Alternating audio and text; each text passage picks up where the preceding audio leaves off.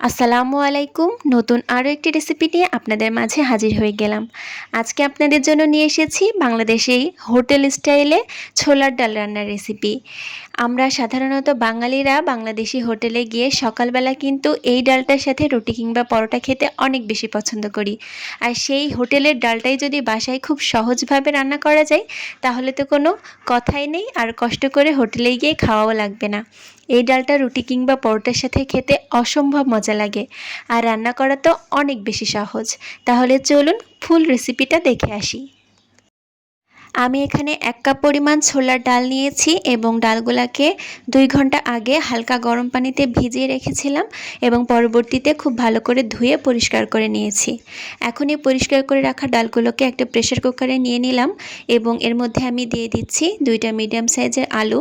আলু দুটোকে আমি খুব ভালো করে খোসা ছাড়িয়ে ধুয়ে নিয়েছি এবং মাঝখান থেকে একটু চিড়ে নিয়েছি যাতে খুব দ্রুত সেদ্ধ হয়ে যায়।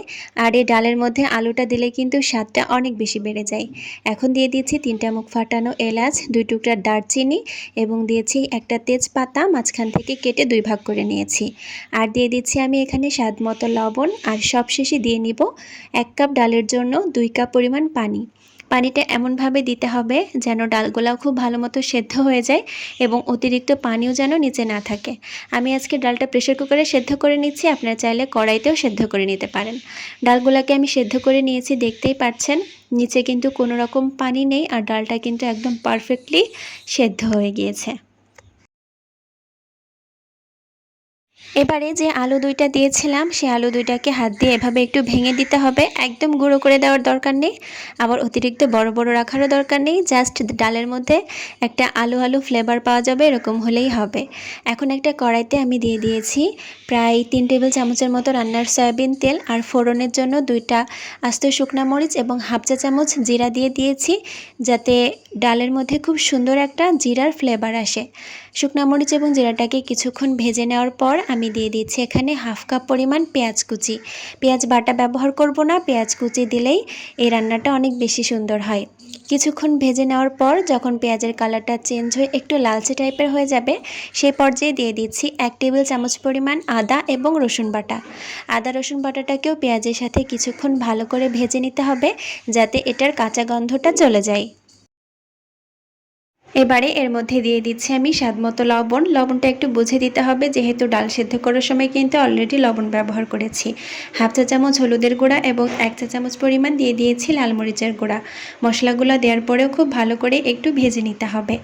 এখন আমি এর মধ্যে দিয়ে দিচ্ছি হাফ কাপ পরিমাণ পানি যাতে মশলাটা খুব সুন্দর মতো ভুনা হয়ে যায়। সামান্য একটু পানি দিয়ে এই মশলাগুলোকে ভুনা করে নিলে ডালটার স্বাদ কিন্তু অনেক বেশি ভালো আসে। ঢাকনা দিয়ে ঢেকে রেখে দিলাম যতক্ষণ না পর্যন্ত মশলা থেকে একদম তেলটা আলাদা হয়ে যাচ্ছে। মিনিট 2 পরে আমি ঢাকনাটা উঠিয়ে নিয়েছি এবং দেখতেই পাচ্ছেন তেলটা কিন্তু সম্পূর্ণভাবে মশলা থেকে আলাদা হয়ে গেছে।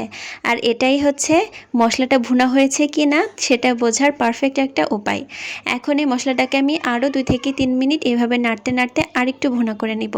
এই মশলাটা যতটা ভুনা করা হবে আপনার ডালের স্বাদটাও ঠিক ততটাই সুন্দর হবে। কিছুক্ষণ ভুনা করে নেওয়ার পর আমি সেদ্ধ করে রাখা সেই ডালগুলাকে দিয়ে দিয়েছি। তবে খেয়াল রাখবেন মশলা ভুনা করতে করতে যেন পুড়ে না যায়, তাহলে কিন্তু ছোলার ডালের স্বাদটা একদমই নষ্ট হয়ে যাবে। ডালটা দেওয়ার পর মশলাটার সাথে খুব ভালো করে মিশিয়ে নিচ্ছি, আর এখন দিয়ে দিচ্ছি আমি পরিমাণ মতো পানি। আপনারা যতটুকু ঝোল রাখতে চান ঠিক সেই অনুপাতে পানিটা দিয়ে নেবেন, সেটা আপনাদের পরিমাণ অনুযায়ী। পানিটা দেওয়ার পর ভালো করে একটু মিশিয়ে নিলাম, আর এখন ঢাকনা দিয়ে ঢেকে রেখে দিব ঠিক বলক উঠে আসা পর্যন্ত। ডালটার মধ্যে যখন এরকম বলক চলে আসবে সেই পর্যায়ে আমি ঢাকনাটা উঠিয়ে নিয়েছি এবং আলতো করে একটু নেড়ে দিচ্ছি। চুলার জালটা মিডিয়াম টু লোতে রাখবেন, না হলে নিচে থেকে পোড়া লেগে যেতে পারে। কাঁচা মরিচের যাতে একটা ফ্লেভার আসে তাই 4টা আমি আস্ত কাঁচা মরিচ দিয়ে নিয়েছি, আপনারা চাইলে স্কিপও করতে পারেন। আবারও ঢাকনা দিয়ে ঢেকে রেখে দিয়েছিলাম এবং 2-3 মিনিট পর আমি আবারও ঢাকনাটা উঠিয়ে নিয়েছি। আর দেখতেই পাচ্ছেন ঝোলটা কিন্তু আগের থেকে বেশ শুকিয়ে এসেছে। আলতো হাতে আবারও একটু নেড়ে দিলাম, আর সবশেষে ঠিক নামানোর আগ মুহূর্তে আমি দিয়ে দিচ্ছি 1 চা চামচ পরিমাণ চিনি। এই চিনিটা দেওয়ার কারণে এই ছোলার ডালের মধ্যে অসম্ভব সুন্দর একটা স্বাদ আসে, তাই অবশ্যই নামানোর আগ দিয়ে চিনিটা ব্যবহার করবেন। করবেন, তবে সেটা প্রয়োজনের অতিরিক্ত না, তাহলে কিন্তু স্বাদটা আবার নষ্ট হয়ে যাবে। যখন এই রকম ঝোলটা অনেকটাই শুকিয়ে আসবে, সেই পর্যায়ে আমি চুলার জালটা বন্ধ করে দিয়েছি। এর থেকে বেশি ঝোল শুকালে আবার পরবর্তীতে এটা একদমই টাইট হয়ে যাবে। একটা বাটিতে আমি একটু পরিবেশন করে নিচ্ছি। দেখতেই পাচ্ছেন আমার ছোলার ডালটা ঠিক কতটা সুন্দর লাগছে দেখতে এবং কতটা লোভনীয় হয়েছে। আর এই ডালটা রান্না করা কতটা সহজ আপনারা দেখে নিশ্চয়ই বুঝতে পেরেছেন। আজকের এই ছোলার ডালটা আমি পরোটা দিয়ে পরিবেশন করছি। আপনারা চাইলে রুটি কিংবা ভাতের সাথেও কিন্তু খেতে পারেন। খেতে অসম্ভব মজা লাগে। আশা করি আমার আজকের এই সহজ এবং সিম্পল রেসিপিটা আপনাদের কাছে ভালো লেগেছে। ভালো লাগলে অবশ্যই একটা লাইক দিয়ে চ্যানেলটিকে সাবস্ক্রাইব করে পাশে থাকবেন। আল্লাহ হাফেজ।